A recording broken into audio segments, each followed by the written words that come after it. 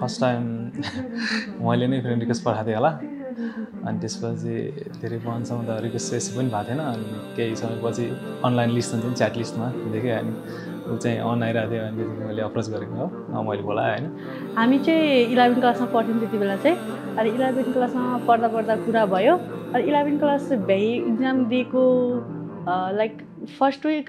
like exam दिएको first week second विकमा चाहिँ हाम्रो भेट हुने कुरा भयो अनि हामी चाहिँ भेट्यौँ हाम्रो भेट 8 वर्ष चाहिँ भयो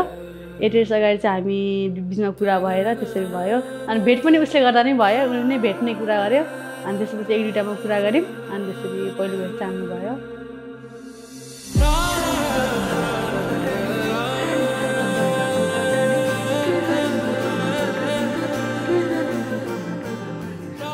कुरा गर्दै जाँदाखेरि अब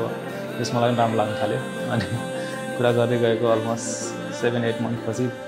अनि भेट्ने कुरा भयो अनि ऊ चाहिँ उसको साथीसँग आएको थियो अनि फर्स्ट टाइम भेट चाहिँ क्याम्पस रोडमा भएको हो अनि यस्तै इभिनिङ वाकमा होइन कुरा गर्दै भेटेको गफ गर्दै हिँडेको अनि त्यही नै हो फर्स्ट भेट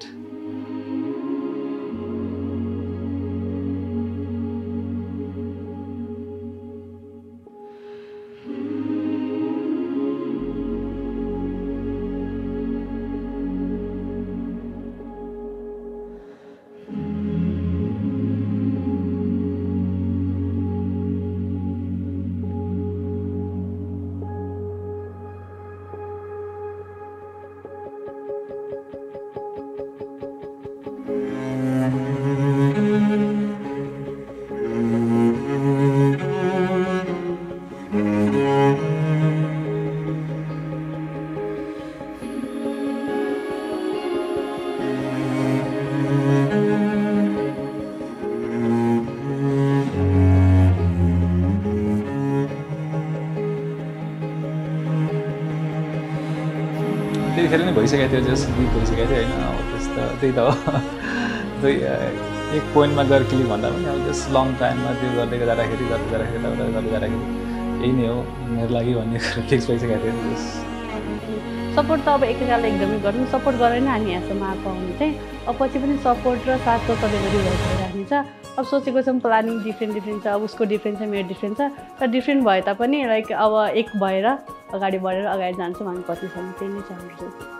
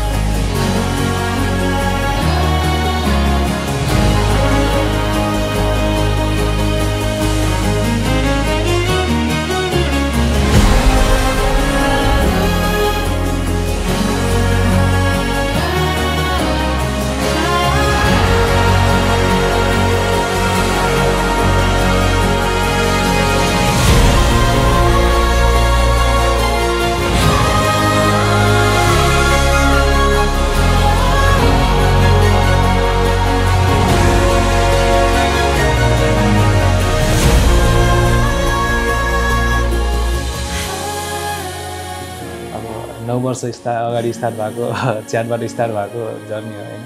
अब इङ्गेजमेन्ट हुँदै यहाँसम्म आइपुग्यो अहिले बिएसए भइसक्यो होइन अब फ्युचर पनि छ फ्युचर पनि देखेछौँ होइन फ्युचर प्लानहरू धेरै छ गोलहरू पुरा गर्नु छ त्यही त अगाडि बढ्नु छ सँगै दुईजना अगाडि बढ्नु छ त्यही हो अब यो जुनी मात्र नभएर हामी साथीहरू जुनीसम्म सँगै हौँ भन्ने मेरो चाहना यही छ हामी दुवैको चाहना नै यही छ यसै गरी साथ होस् सधैँभरि यही नै छ